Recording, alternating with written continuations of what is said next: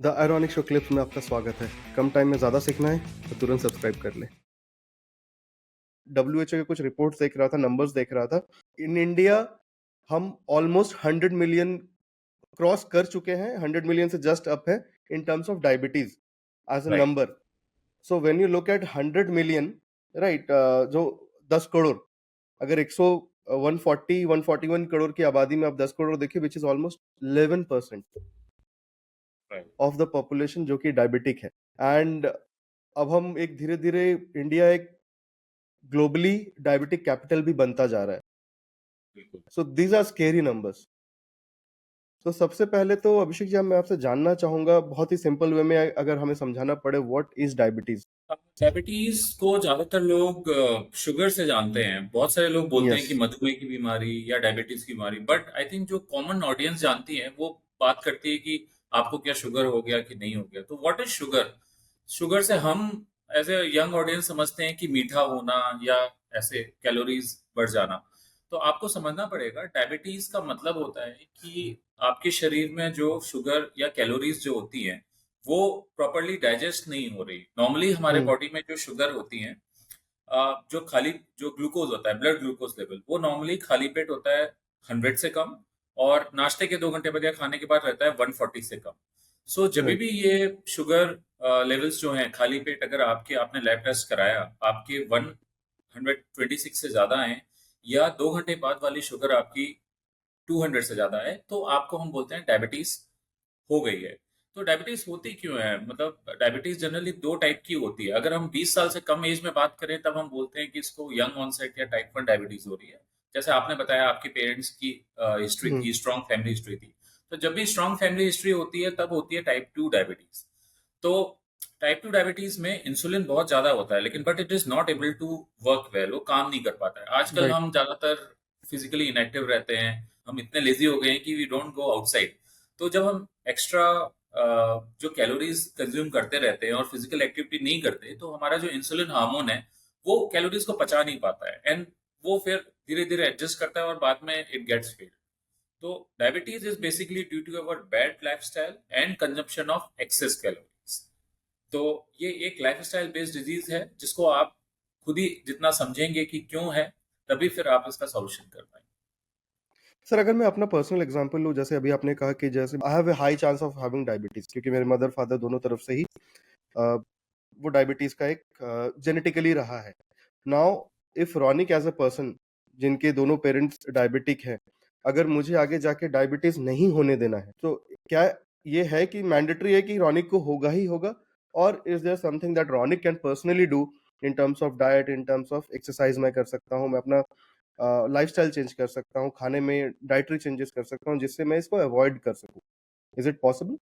Yes, so Ronik, I'm going to address two more aspects of our talk, which are the symptoms and the pre-diabetic. Basically, अभी आप ना तो diabetic हो या maybe you are pre diabetic, तो आपको कैसे पता चले कि क्यों है? तो symptoms of diabetes depends on person to person. Normally ज्यादा शुगर होने से हमको भूख ज्यादा लगती है, प्यास ज्यादा लगती है, रात में फ्रीक्वेंट यूरिनेशन हो जाता है और वेट लॉस हो जाता है। Suppose right now you are around 70-75 and suddenly without doing in any activity you hmm. Get 65 kgs, you get 60 kgs। तो आपके फ्रेंड्स तो बोलेंगे अरे यार क्या जिम कर रहे हो, पतले हो गए, दुबले हो राइट। गए, बट यू राइट। नो कि आपको भूख ज्यादा लग रही है फिर भी वेट लॉस हो रहा है। आप एक्सरसाइज नहीं भी कर रहे हो लेकिन वेट लॉस हो रहा है। तो these are the symptoms of diabetes which you should be very of, क्योंकि आपके जीन्स में ऐसा है। तो हम्म। नंबर वन, भूख ज्यादा लगना। नंबर टू, प्यास ज्यादा लगना। बिना कोई रीजन के वेट लॉस हो जाना, है ना। बार बार यूरिनेशन होना, खासकर रात में। नॉर्मली हम एक बार रात में सोते हैं तो बार बार उठते नहीं है। तो बेसिकली ये सब राइट। सिम्टम्स आपको होंगे जिनको हम ऑस्मोटिक सिम्टम्स बोलते हैं। या वेट लॉस होगा आपको बिना कोई आपके इंटेंशन के, then these are the symptoms of diabetes. कई बार जैसे मेल्स में पेनिस के आगे पे इन्फेक्शन हो जाता है। कई बार हमको फ्रीक्वेंट जो पस्ट्यूल्स बॉयल्स हो जाते हैं, बार बार बल तोड़ हो रहे हैं, या कोई नाखून में इन्फेक्शन है जो कि हील ही नहीं हो रहा है, या फीमेल्स में बात करें तो बार बार वेजाइनल इन्फेक्शन हो रहे हैं। तो बेसिकली रिकरेंट इन्फेक्शन होना ये भी एक डायबिटीज का रिस्क हो सकता है।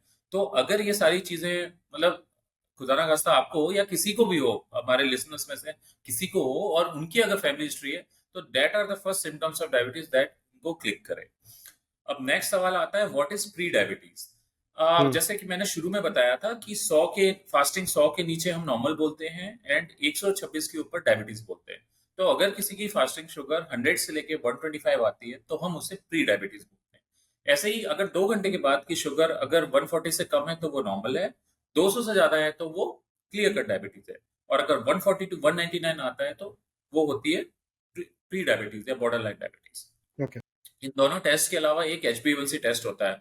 आजकल सब लोग 1 mg पे, थायरोकेयर पे, बहुत सारे लैब्स या पे they do the complete body checkup, है ना? Rather than going for single 1-2 test, उनको लगता है 1000-1500 में एक तो एनुअल हेल्थ हुँ, चेकअप हुँ, करा ही लेना चाहिए।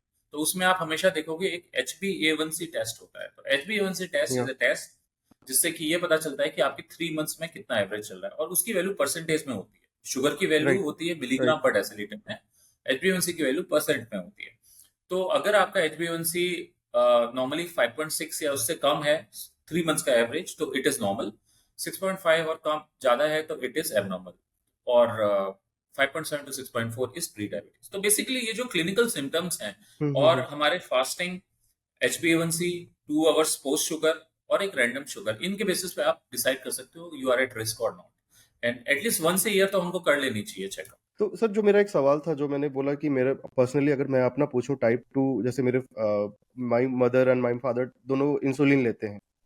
तो क्या हम्म। अब मैं अभी से अपना डाइट, जैसे मैंने लास्ट 1 एंड हाफ ईयर्स में मैंने काफ़ी अपना लाइफ़स्टाइल चेंज कर दिया है। I am more active now in terms of exercise, in terms of diet मेरा डाइट काफ़ी क्लीन हो गया है। I don't have any more unhealthy habits मैं कहूँगा। वो हैबिट्स मेरे छोड़ दिए हैं।